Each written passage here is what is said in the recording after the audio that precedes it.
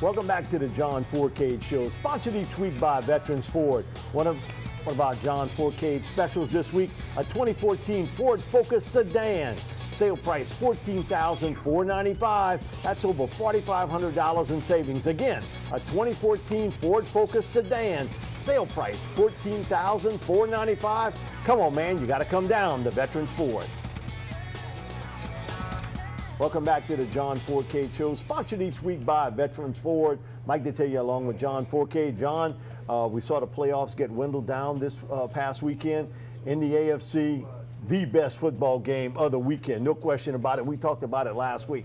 If you had to pick a game to watch, it was Baltimore, New England, and it was typical what we've seen from the Ravens and the Patriots, 35-31. And the crazy thing about it is twice the Ravens had 14-point leads in this game and lost it. And at the end, Joe Flacco had an opportunity to win this game, put the ball up, and he got it intercepted in the end zone. There's no doubt about it. If you watch this football game and to watch the way these guys started out, I'm sitting there going, oh, my God, Baltimore's coming in here like it did a couple of years ago and just going to blow out the Patriots.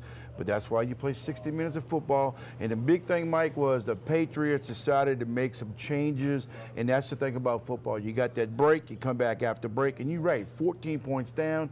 They overcame that in the first half, did it again in the second half, and they made some adjustments, but without a running game. They said, the heck without a running game. We just got to throw the football. And it was one game almost like a Super Bowl, I guess. If that's the best game you got on the weekend was that, guys. I hate to see what the Super Bowl is going to look like. You know, one of the guys that really stepped up big was Julian Edelman. We've seen him play. I remember when the Saints practiced one preseason, and he was in that particular game, and he really blew up. A former quarterback that's turned into a receiver. He's been a big-time player for them. But you're right.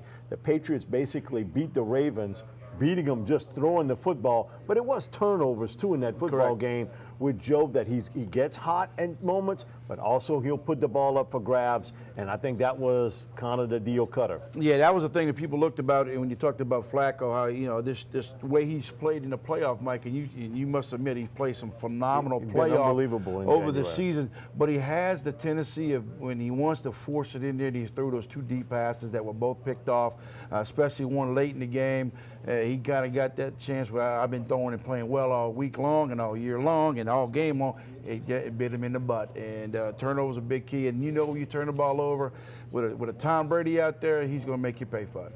You know, one of the things a few years back when the Patriots played the Giants in the Super Bowl, I made this comment back then in doing some shows that we'll never see another head coach quarterback go to as many Super Bowls in our lifetime as Belichick and Brady. And I think they're on the precipice of doing it again because of what's happened to set up. The shocking game, though, was Sunday when the Colts drove into Denver and they demolished the Broncos and Peyton Manning 24-13 in that football game. Again, though, John, it was Andrew Luck. But really what was underrated with that, how good the Colts defense played in this football game. They absolutely shut down that high-powered Broncos offense. And now the big question mark of the offseason. And we know Peyton's deliberate about a lot of things, taking his time to do it. Was that the last game Peyton Manning will ever play? You know, looking at the game, Mike, I posted after, I said, you know, maybe somebody needs to retire after watching that football game. Now, granted, they came out after and said he had a torn quad for the last month of the season. And my question is, well, if that's the case, you know, he should have never been playing, or, you know, maybe give the other guy a shot. But my whole take of this is he looked horrible at the end of this game, at the end of some of these other games I watched him in the last part of the season, Mike. And it might be his last football game because he is not the Peyton. We know he's got the arm strength problem. We know he's got an injury problem. I look at it this way. If he comes back next season, he better have a team around him, and they got to make some adjustments offensively. Well, I think he can still be a good player. He's 1 year away of having one of the most historic seasons in the National Football League throwing the football. So, but does he want to do that? Does he want to come back and be a good player, not the great player he once was, you know, at the NFL level?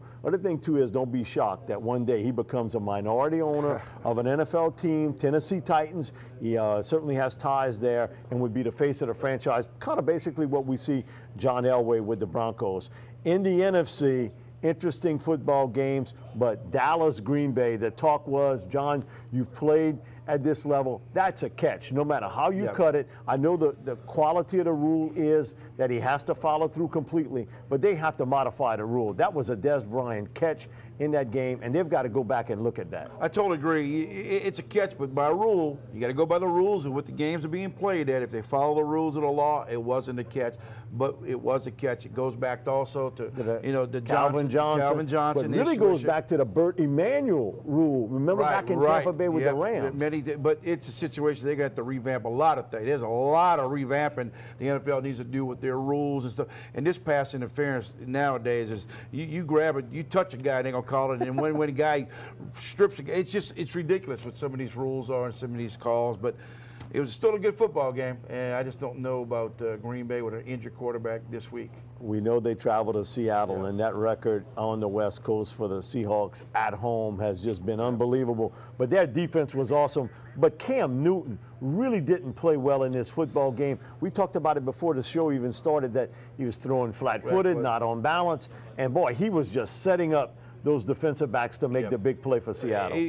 Prior to this, it happened in the Arizona game. He looked horrible in a win against Arizona, and I think Seattle's a better team. We'll be back with more of the John Fourcade Show, sponsored each week by Veterans Ford. We'll have a lot more to talk about NFC, AFC playoff games right after this message.